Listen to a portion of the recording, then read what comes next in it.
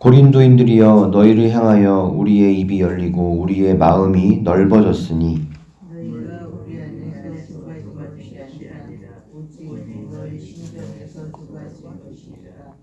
내가 자녀에게 말하듯 하노니 보답하는 것으로 너희도 마음을 넓히라. 너희는 믿지 않는 자와 공의를 함께 맺으라. 의와 불법이 어찌 함께하며 빛과 어둠이 어찌 살리며. 그리스도와 벨리알이 어찌 조화되며 믿는 자와 믿지 않는 자가 어찌 상관하며.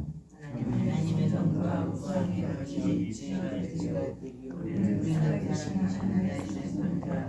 이와 같이 하나님께서 이르시되 내가 그들과 가운데 거하며 그들을 향하여 나는 그들에게 하나님이고 그들은 나의 수명이니라. 그러므로 너희는 그들 중에서 나와서 따로 있고 부정한 것을 만지지 말라. 내가 너희를 영접하여 너희에게 약속하고 너희는 너희의 생의 자녀가 전능하신 주의 말씀입니다.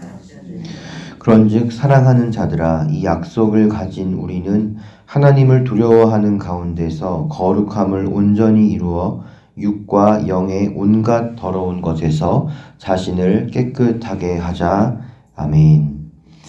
바울은 1장부터 6장 10절까지 자신이 하나님의 뜻으로 그리스도 예수의 사도가 되었고 양심의 거리낌이 없이 하나님과 성도들을 섬겼음을 밝혔습니다.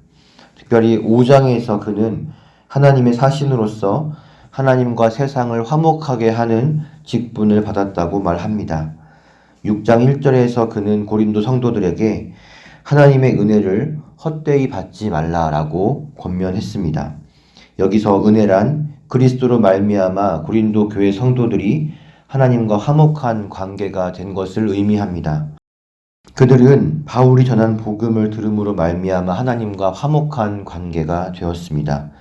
그런데 그들에게 복음을 전하여 준 바울에 대해 성도 중 일부는 그를 비방하고 또 미덥지 않게 여기고 있습니다. 거기에 다른 복음을 가르치는 자들이 들어와 하나님의 말씀을 혼잡하게 하고 있습니다. 고린도 교회 성도들이 하나님과의 관계 가운데 문제가 생길 것입니다. 하나님의 은혜에서 멀어질 위기에 처할 것입니다. 바른 복음을 전하는 나의 권면을 받아라.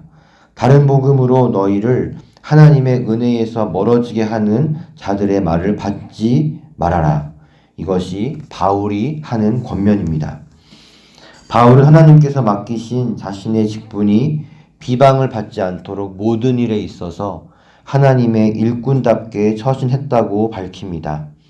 자신이 평안할 때뿐만 아니라 고난과 핍박 속에서도 그는 하나님의 일꾼으로서의 모습을 흐트러뜨리지 않았습니다. 그는 성도들을 향해 그리스도의 편지, 그리스도의 향기라고 말하지만 동시에 바울 역시도 세상 앞에서 그리스도의 편지이며 그리스도의 향기였습니다. 세상은 바울을 통해서 그리스도를 봅니다. 그리고 그의 복음 전파 사역을 통해서 하나님과 화목하게 됩니다.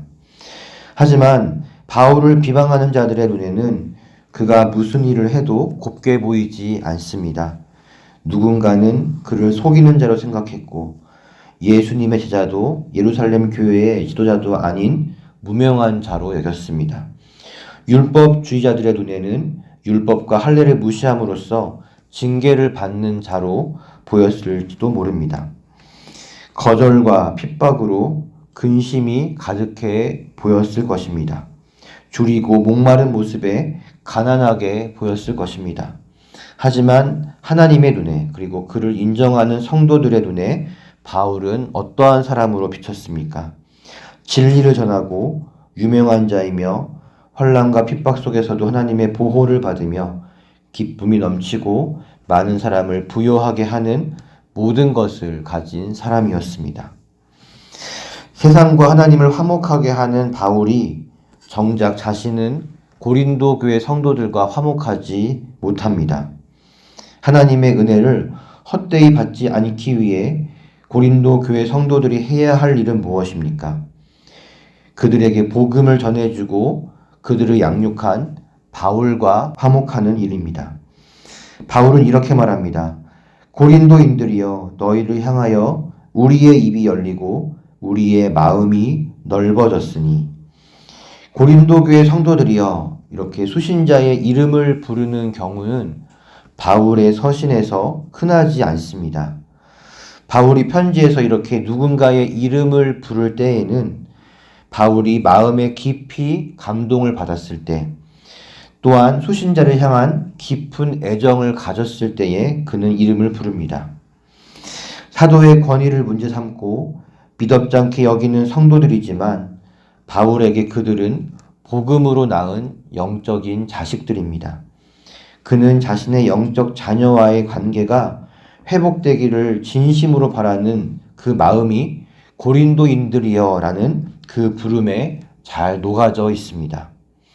너희를 향하여 우리의 입이 열리고, 이러한 표현은 그 당시 헬라어의 관용적인 표현입니다. 우리식으로는 허심탄회하게 말하자면, 솔직하게 숨김없이 말하자면 이렇게 바꿀 수 있습니다. 바울은 자신의 마음을 거짓 없이 고린도 교회 성도들에게 보여주고 싶어 합니다. 우리의 마음이 넓어졌으니, 고린도 교회 성도 여러분에게 우리의 마음을 넓게 열어놓았습니다 라고 바울은 말합니다. 바울의 입장에서 이 고린도 교회 성도들의 태도가 얼마나 괘씸합니까? 그래도 그는 마치 어머니가 항상 철없는 자기 자녀를 품듯이 고린도 교회 성도들을 마음에 품고 있습니다. 잘못을 강하게 비판하고 훈계했다고 그들에 대한 바울의 애정이 식은 것은 절대 아닙니다. 고린도 교회를 향한 바울의 사랑은 한결같습니다. 그래서 바울은 너희가 우리 안에서 좁아진 것이 아니라 라고 말합니다.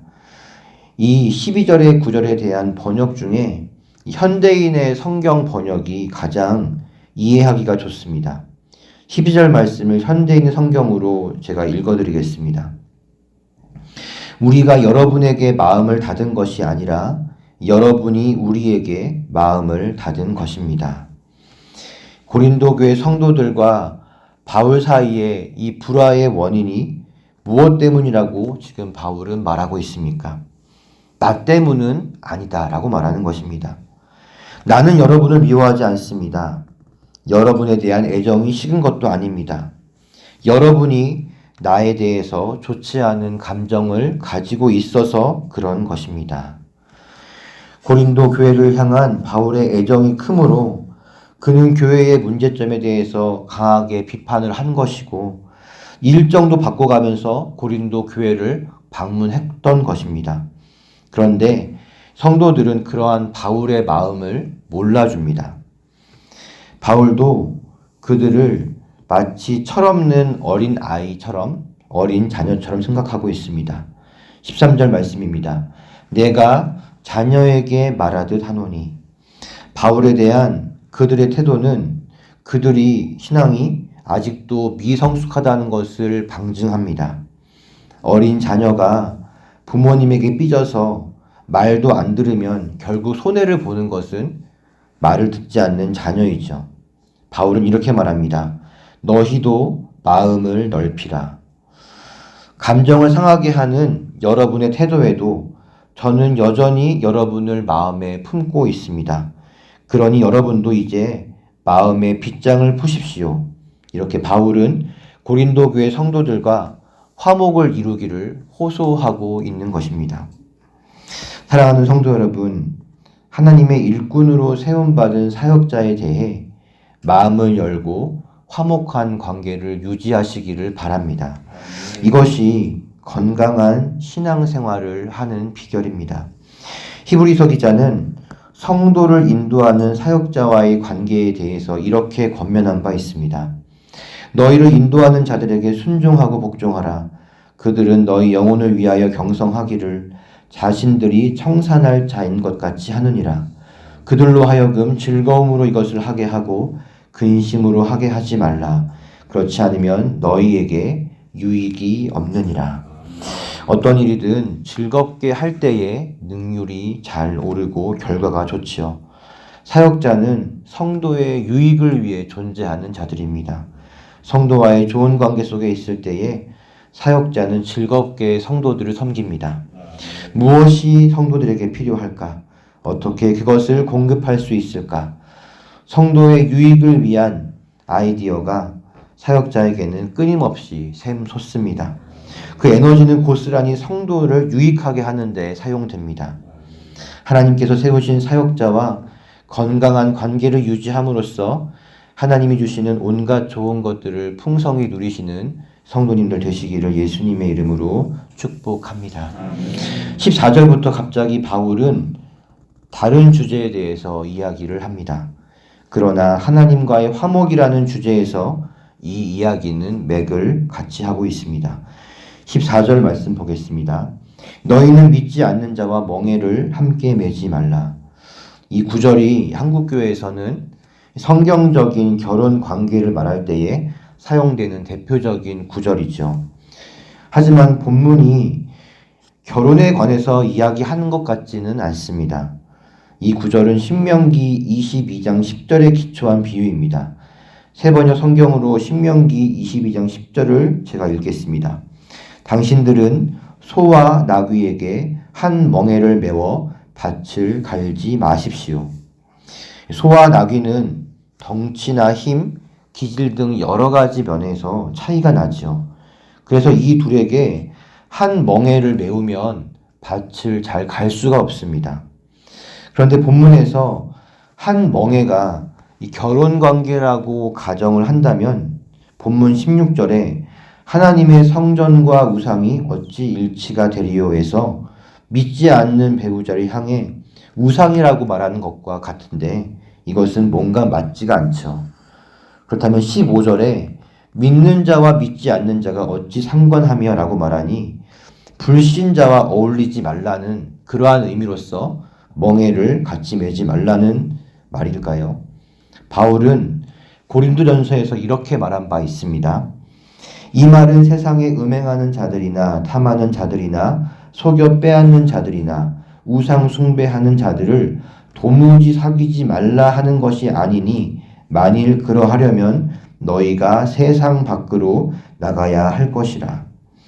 그리스도인은 절대로 세상과 단절되어 살면 안 됩니다. 반대로 세상 안으로 적극적으로 들어가야 합니다.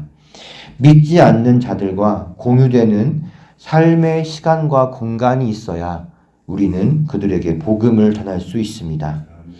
바울은 믿지 않는 자와 멍에를 매는 것을 마치 그리스도와 벨리알, 다시 말해 그리스도와 사탄이 함께하고 하나님의 성전 안에 우상이 있는 것으로 비유하고 있습니다. 그렇다면 멍에를 매지 말라는 것은 그리스도인으로서 절대로 하지 말아야 할 사탄적이며 우상 숭배적인 것을 의미한다고 볼 수 있습니다. 고린도전서에서 바울은 그리스도인의 자유와 관련하여서 오직 하나님만이 참 신이며 우상은 아무것도 아니니 우상에게 바쳐진 음식을 먹는 것도 믿음으로 먹으면 문제가 되지 않는다고 말한 바 있습니다. 그러나 우상에게 바쳐진 후 시장에서 팔린 음식을 사 먹는 것과 우상에게 제사하는 자리에서 제사 음식을 먹는 것은 완전히 다른 문제입니다. 바울은 이렇게 말합니다.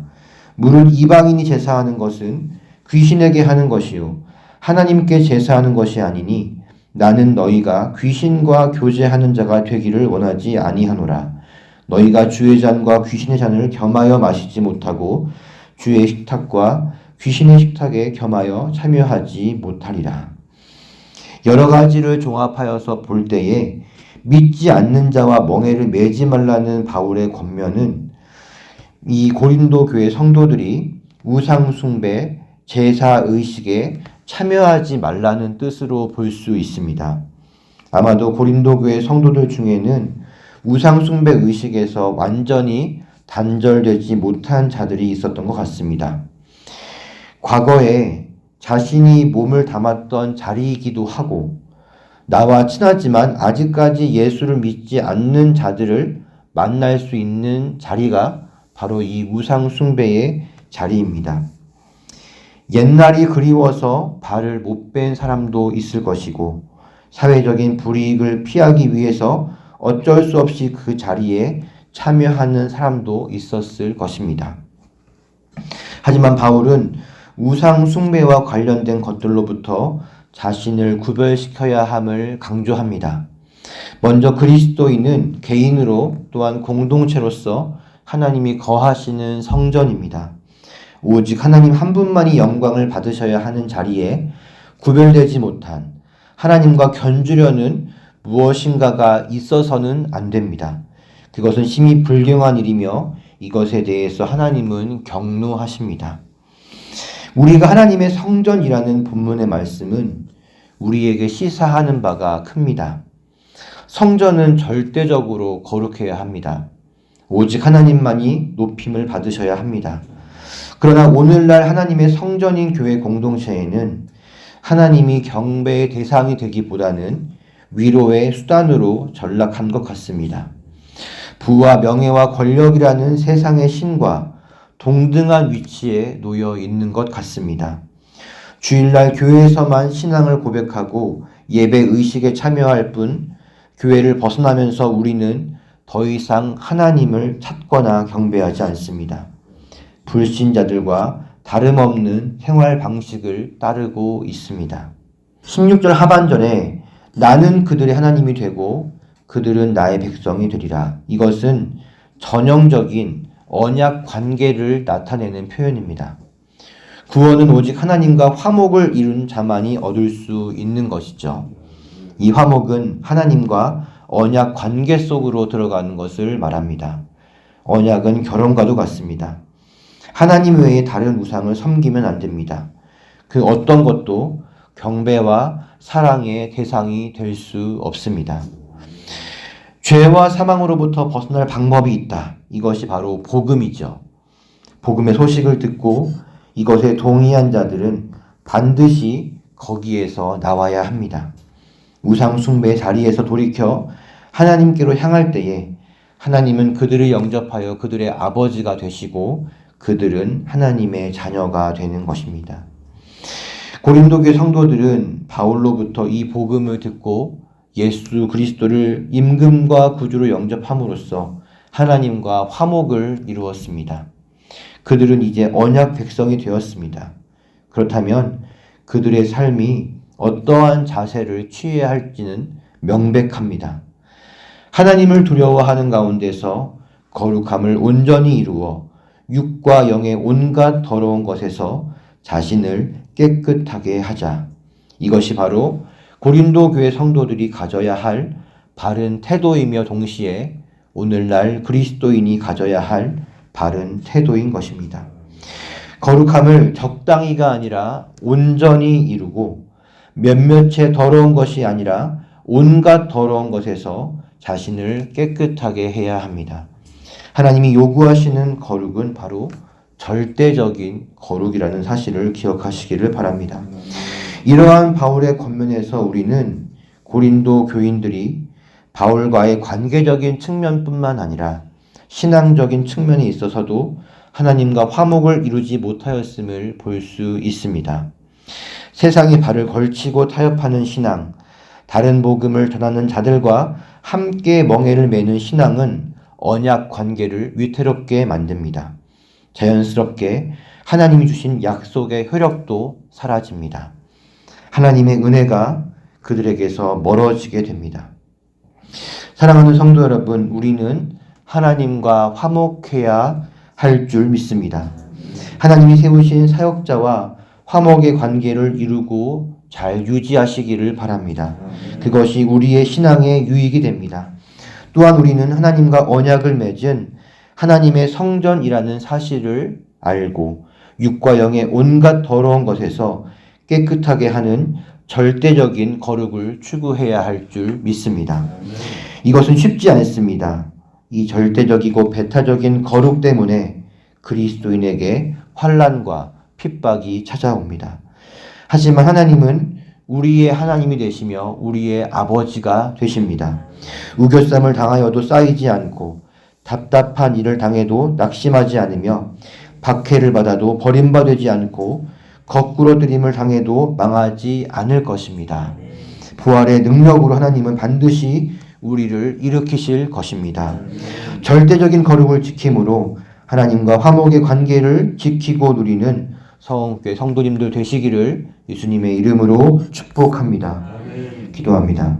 하나님, 너희는 하나님의 은혜를 헛되이 받지 말라. 하나님과 화목을 이루라. 이것이 오늘 우리에게 하시는 권면인 줄 믿습니다. 하나님, 우리는 반드시 하나님과 화목을 이루어야 합니다. 먼저는 하나님이 세우신 사역자와 화목의 관계를 이루고 유지하게 하여 주시옵소서. 그러므로 우리의 신앙에 큰 유익을 얻게 하여 주시옵소서. 하나님, 우리가 어떻게 죄와 사망으로부터 하나님 구원을 얻었습니까? 복음의 소식을 들음으로, 그리스도를 믿음으로, 하나님과 언약을 맺음으로 우리는 구원을 이루었습니다. 하나님께서 우리에게 구원을 주셨으니 마땅히 우리는 세상의 온갖 더러운 것으로부터 떠나고 오직 하나님만을 사랑하고 섬겨야 할 줄 믿습니다. 그리스도의 성전으로서 깨끗한 삶을 살아야 할 줄 믿습니다. 그러나 하나님, 오늘날 우리의 삶을 돌아볼 때에, 교회 공동체의 모습을 돌아볼 때에 정말 하나님께서 유일한 경배의 대상이 되시는지를 우리는 돌아보게 됩니다. 하나님보다 세상을 더 의지하고 사랑한 우리의 이 두 마음을 품은 죄를 용서하여 주시고 그리스도 예수의 보혈로 깨끗하게 하사 다시금 오직 하나님만을 사랑하고 경배하는 절대적인 사랑, 절대적인 거룩을 지키는 성도들 되게 하여 주시옵소서.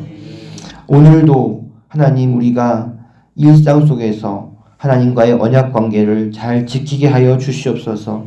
이 언약 관계 때문에 우리에게 고난이 찾아옵니다. 그러나 우리 안에 계신 그리스도께서 부활의 능력으로 우리를 다시 살리시고 일으키실 것을 믿습니다.